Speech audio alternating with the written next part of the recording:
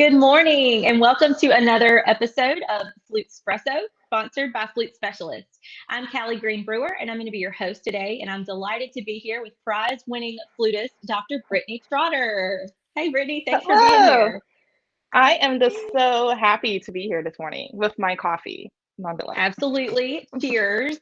So, Cheers. Flutespresso is a live coffee chat with incredible flutists from around the world. So, we invite you to join in the conversation. If you have any questions or any comments for Brittany, please just drop them in the comment section.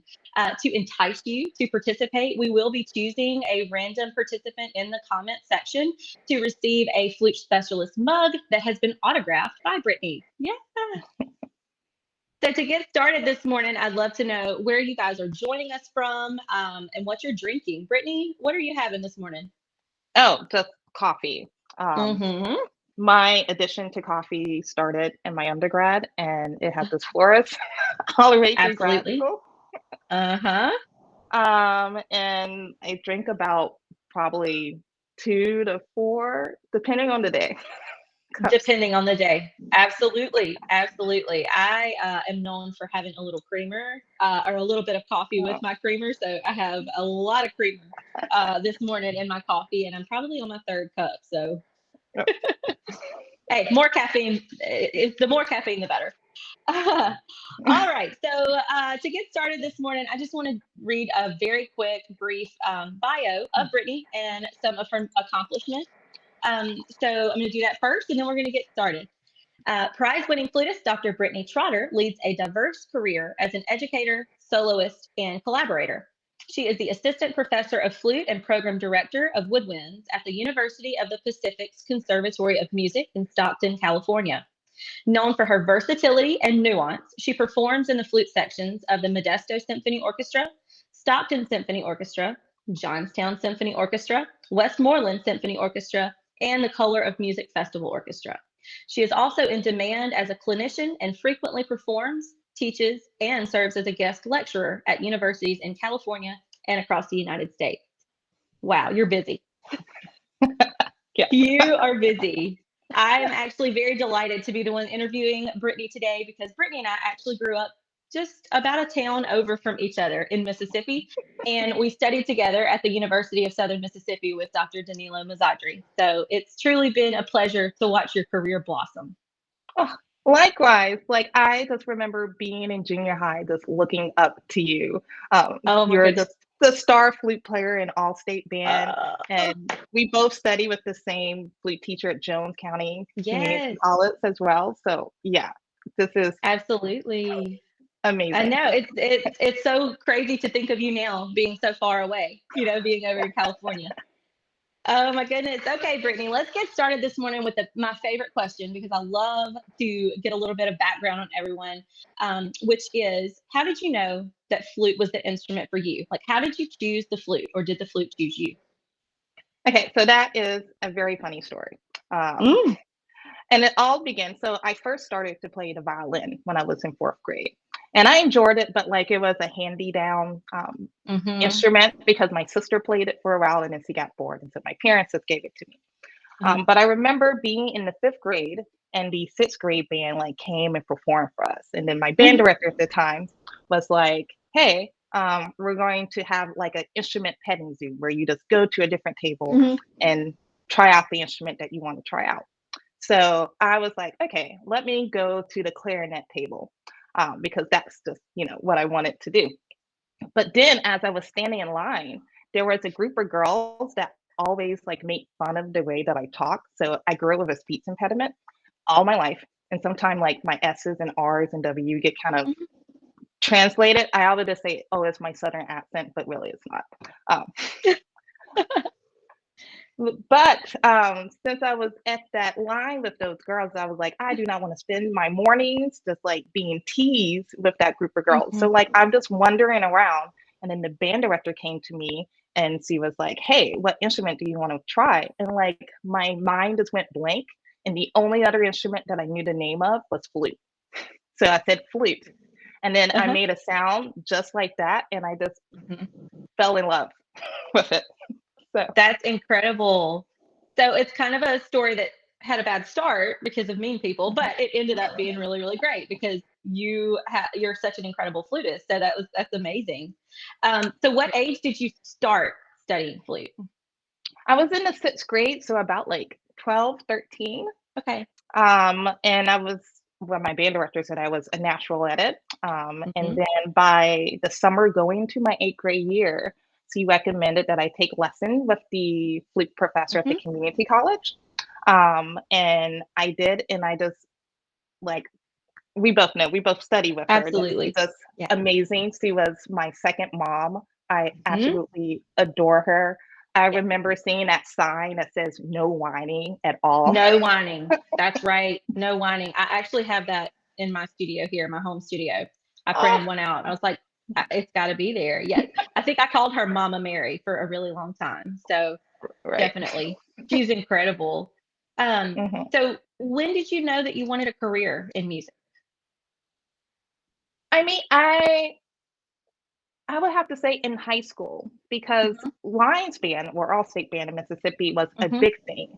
And growing up, like my family didn't like travel that much. So to be in Lions band and go to these big cities like Chicago and New York and Boston, I was like, oh my God, I can like travel and see other places outside of Mississippi just by playing my flute. Yes, I'm going to take that. And so I started out in my undergrad at Southern Miss being a music ed major because I wanted to be a band director. And of course, like we both studied with Danilo Mazzadri, and he kept like putting me into competitions and stuff and like, playing more. And I remember my last lesson of the spring semester, I like cried because, it's every rite of practice to cry in front of your flute teacher, right? Of course. And I was like, oh my God, why are you putting me in these competitions? Like, am I good enough for this? And like, and we both know that like Mazzadri does not give compliments that is not unwanted. So when he says something, like it is, he believes it. He was like, well, I see that you can become like a performer in a feature. And I was like, whoa. So like after that lesson that I'm just like tearing up, I went to the bathroom, dry out my eyes, and I went straight to the music office and added that music performance major.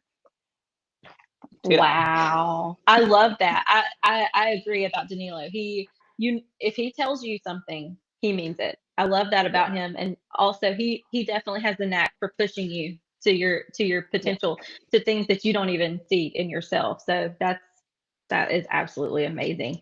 Okay, so I know you have such a diverse style. When I think of you in terms of, the things that you play, the things that you program, that's what I think about first. So when did you kind of discover that love for incorporating all these different combinations of styles and genres and things together? When did you figure out that's what you loved the most? I would have to say it started towards the end of my master's because I was, diving into a little bit of contemporary music until like it's exploded in my doctorate. Because Nina Simakopoulos is just quite well known for her contemporary playing. And I'm just getting better and better just under her tutelage of studying with her and just like exploring different things. I think it's also just come with,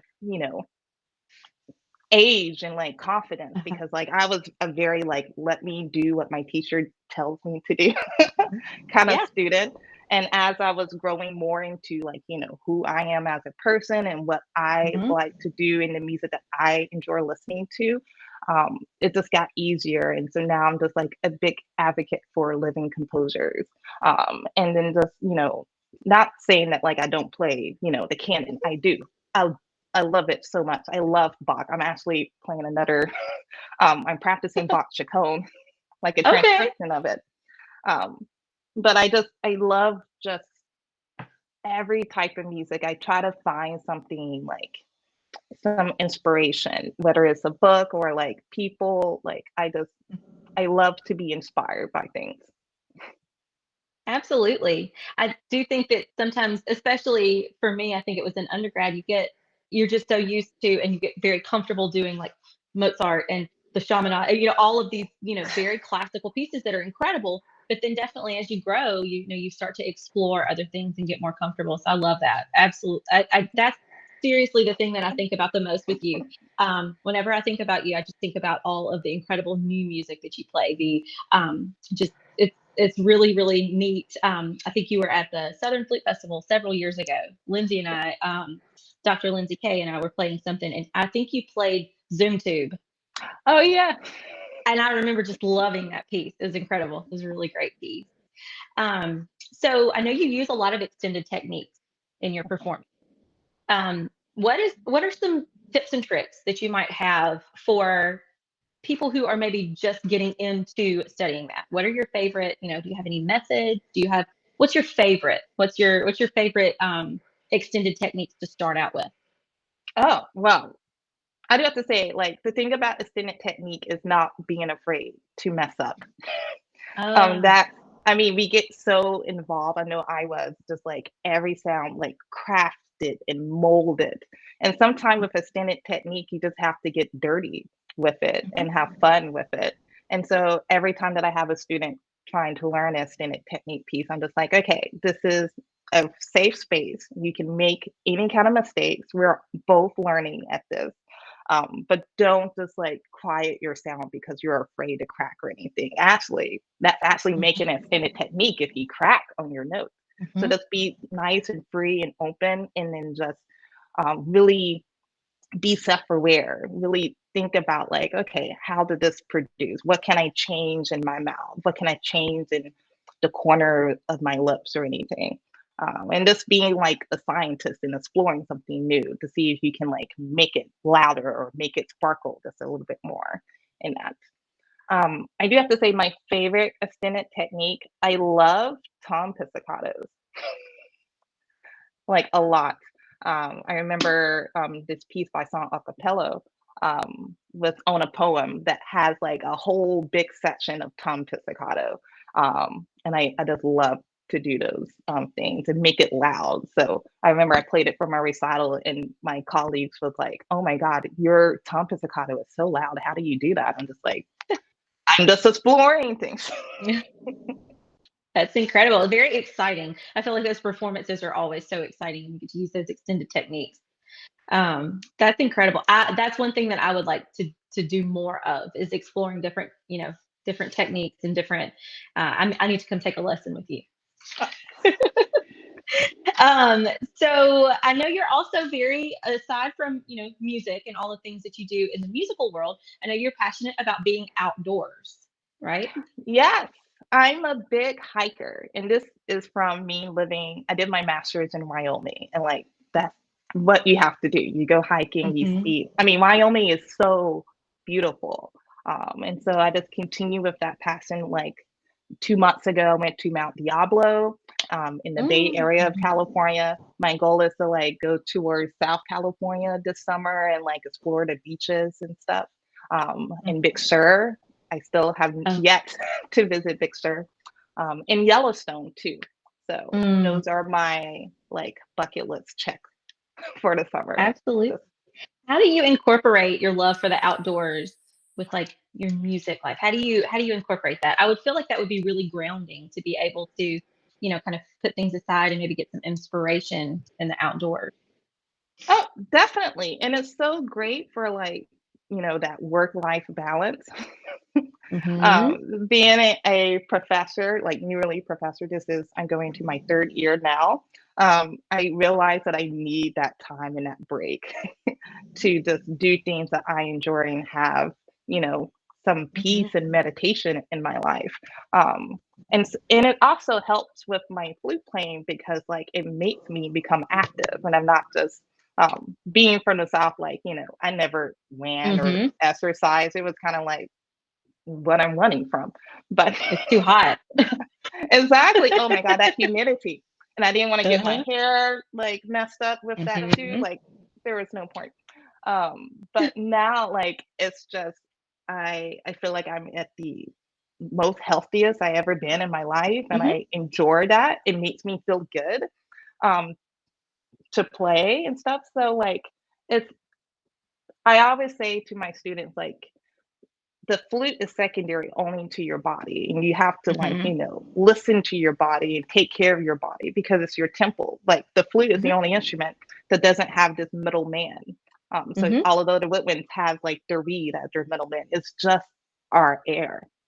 Mhm. And so like you really have to be in tune with your body and ask those questions. So if you are cracking or like, your sound is not big, you need to like think about like, okay, am I holding tension somewhere? Like where can I Mhm. alleviate this tension? So yeah, just being outdoors and just exercising is literally the best way to combat stress, in my opinion. Mhm. Um, and just to relax and not take things so seriously. Absolutely. Absolutely. I think we all struggle with that work-life balance. So it's great that you found a way to kind of incorporate that. So tell me, what are some of your current projects that you're working on? I am excited for August to go back to Mhm. NFA in Arizona. I am performing in several things. So I'm doing a flute and protest recital with my good Oh, friend Anthony. So I'm going to be performing The Highest Orm, which is a really great flute and electronic piece that was inspired by some of the protests that was happening in New York during 2020 for mhm. trans rights. Um, Mhm. and so it's just a really great, lovely piece. So I'm going to be performing that. Mhm. And also would be performing a flute quartet with one of my dear friends, Bryce and Nicholas and Rose Bishop as well. So like I'm Mhm. excited for that one. And then I am doing a flute and hip hop 2.0 with some really amazing colleagues as well. So a lot of people really loved the flute and hip hop last year at the convention. Yes. We got some new pieces and a PDF of like all like Mhm. the notes and stuff to play along to these different tunes. So that's gonna be amazing. Oh, that is so exciting. I remember last year, it was like standing room only in there. I thought it was really, really cool. I enjoyed that so much. And I feel like NFA is such a wonderful, it's just such a wonderful and refreshing time, especially with all the collaborations and stuff. So Yeah, that's awesome. it's We'll have definitely. to go ahead. Oh, NFA is definitely my like recharging battery like weekend. They make me just fully excited about the flute to see all of my Mhm. amazing friends and colleagues and people Mhm. that I have just admired for years and just to get to hear them perform. And I'm just like, okay, I need to step up my Mhm. game. What can I do? I In know my it is. It's such a. It's just exhilarating. You see people on the elevator, and you're like, I used to listen to recordings, of you. It's really great. I'm excited because this is my first NFA that I'll be working with flute specialist. So I'm excited to be on that side of the table for a change. It'll be fun. It'll be a lot of fun. So one of the other questions that I really love to ask, and I know this is a kind of a hard question to answer because as musicians we have so many amazing memories. But what's one of your favorite musical memories that you have? I okay. know it's tough. So I it is tough. Um, I have to go with this story that I know that Danilo tells like everyone. Hmm. So during my time at Southern Miss, I won the um, concerto for the wind ensemble, Hmm. and I got to play in general recital class with like every like music major in Hmm. front of it. And my pianist at the time was a very older gentleman, and like fairly older. Uh-huh. uh, Yep. And so I remember, like, we got on stage to perform. I was performing the Hugh Fantasy. Hmm. And as we were going on, I noticed halfway in a piece that he skipped a couple of pages. I know this is during when I was performing. And so, but I knew because like I studied that piece, I listened to so many recordings. Oh my God, Amy Porter recording where she has this like really gorgeous green dress was my favorite. And Hmm. so I probably like her views are probably high because I was just watching that video just Over and like over. 10 times a day because I was just enamored Mhm. with it. So instead of panicking or stopping, I knew where he was, and I just flipped my page and just started where he was. And no one knew except for Danilo. And I remember going off stage, and he's like, "You get extra brownie points for it." Yes, you have all the Yeah. extra brownie points. Oh my gosh, I hope I would be that calm in that situation. Kudos to Right? you. And it's all have to do with, and I tell my students all the time that, when you play a piece, you have to live within that piece and know it Mhm, inside out. It's much more than just knowing, the notes in your part. You have to study the piano part and know, mhm. like, where everything is, because there's anything can happen in performances. Absolutely. Oh, I absolutely. remember I just had a performance with the faculty winning quintet, and everyone has Mhm. iPad, which is amazing. Yeah. So we all have like our iPad and our pedal. And I remember as I'm like flipping through pages, and like I'm very confident in my iPad and like Turner Mhm. like Yeah. ability. But apparently, like it just did something where it just skipped 2 pages while I was performing, but like I knew the music. I had it somewhat like memorized, so like Mhm. no one knew except for if they watched my Mm. foot that I was like Uh, tapping this way, but I uh-huh. didn't mess up or anything musically. But it's like one of those things like you never know what's going to happen in a performances. So if you Mhm. know a piece inside and out, like it just gives you that much more confidence. So when something bad happened, you're not like, what happened? Oh, exactly. That's Yeah. literally why I still don't use my iPad in symphony performances. I have so much anxiety that I'm gonna mess up or it's gonna like go dead or something will happen. So Danilo always has his, and I always got my little paper copy. Oh my goodness. That would be my worst fear. Um, so another question that might be kind of hard for you to answer. Um, who is your favorite artist? It could be flute or otherwise, Oh. band, anything. Are some of your favorites? You probably have several. I'm a big jazz person that you Hmm. would never I believe didn't know so, that. right? So I love listening to jazz music. Like one of my favorite Mhm. groups are the Bad Plus. I think they're amazing. Just being from Hattiesburg, Snarky Puppy, because they used to Of come course. and Hmm. visit, and I used to be like the biggest thing. Like every person in the music department was like, "Are you going to go see Snarky Puppy this weekend? They're going to be at the Hmm. the Hippo." Like, Yeah, the you have Thirsty to Hippo. go. I remember. Is it still open I'm to not go? sure. Oh, I'll I have to would check hope that out. so. So many, I know. many memories. Absolutely. Sorry, I'm having some issues with this Oh. earbud that I told you I would have issues with. Okay, so lots of jazz. What else? What other? Um, so also being a millennial, like Uh-huh. I love emo music. You would Hmm. never think about that, but like I went through a Hmm. whole emo phase. So like My Chemical Romance, The Youth, like Hmm. I still listen and just recite every word to every lyrics with them. Uh-huh. Yeah. Um, And then, like, hip hop, of course. One of my Hmm. favorite hip hop artists is Kendrick Lamar. I just think that he's just Hmm. amazing. Also, like, even though she's not hip hop, Beyonce, I've been like Hmm. scrolling TikTok, watching her tour that is unfolding Hmm. right now in Europe. Yeah. Um, and also, I'm very happy that in May I'm going to go see Lizzo in Sacramento. So that's going to be funny. Okay. You have to get on stage with her. I mean, that is what I'm hoping for.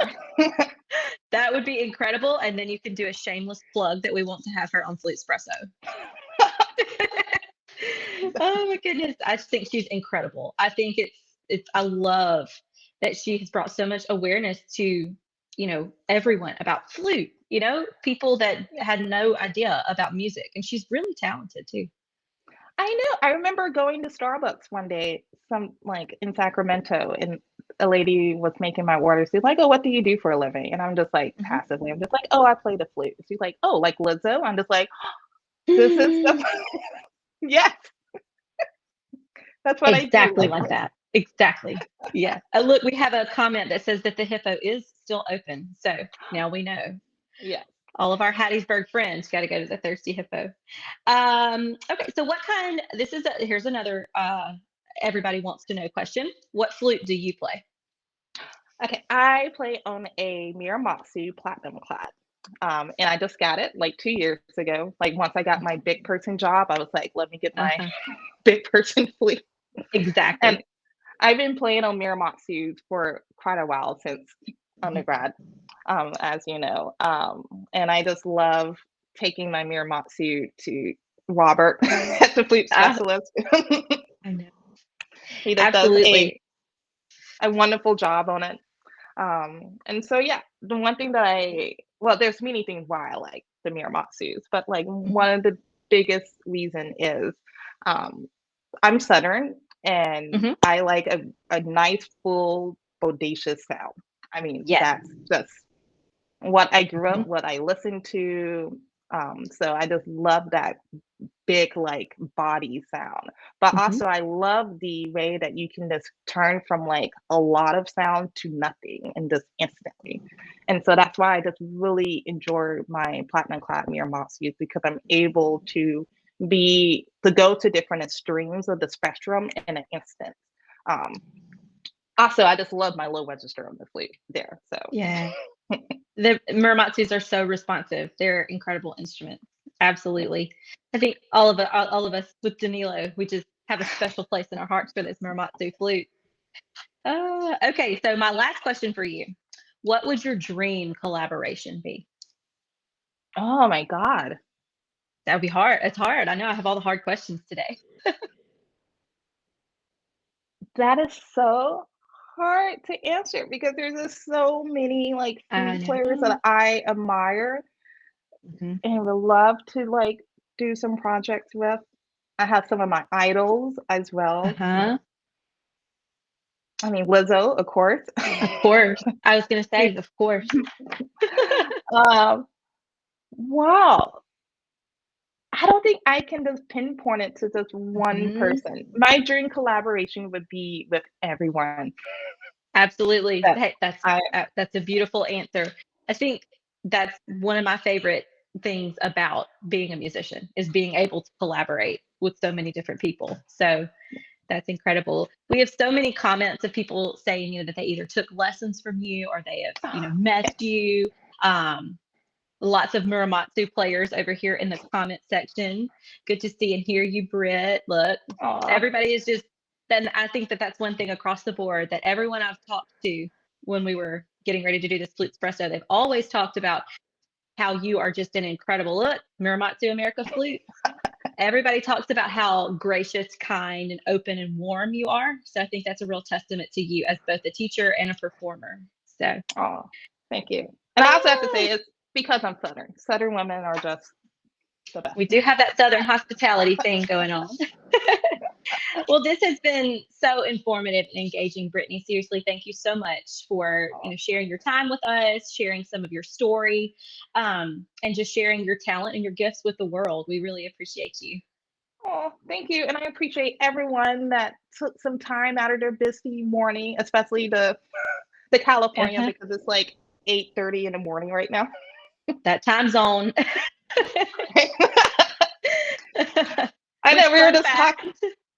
Yeah, you I, lived in all the time zones? I have, which is crazy, which is why I think I'm kind of I'm always aware of the different time zones. So of course, Mm-hmm. being from Mississippi Central, and then I Mm-hmm. went to Wyoming, so that's mountain. And then I lived in West Virginia and Pennsylvania, East Coast. Which I did Mm-hmm. enjoy East Coast time because I was like, oh, Yeah. I'm the first person in all of America to wake up. And then now I'm in California Pacific. on Pacific time. And like I remember when I first moved here, I was like kind of freaked out. It's like, oh my God, it's 8 a.m., but it's already 11. Like, what am I doing with my day? Like, I I need to wake know up that. earlier. I don't know how you keep everything. I'm a time zone now that I'm doing this job. That time zones have never been an issue until now. Oh, wait a minute. Let me make sure when I make this sales call, I'm not calling somebody at 6 a.m. All right, But y'all. Well, thank you so much for joining us today. If you subscribe to our newsletter, you'll see that we featured some of Brittany's favorite products. So just watch our social media for a link to those later today, and you can grab those off the Flute Specialist website. This broadcast will be available soon on our website and our YouTube channel. So just be sure to like and subscribe to all of our Flute Specialist social media and our monthly newsletter so that you'll be aware of any updates, announcements, and upcoming events. All right, Brittany, thank you so much for being here. And we look forward to seeing everyone at our next Flutespresso. So cheers. Cheers. Thank you, everyone. Thanks so much, Callie.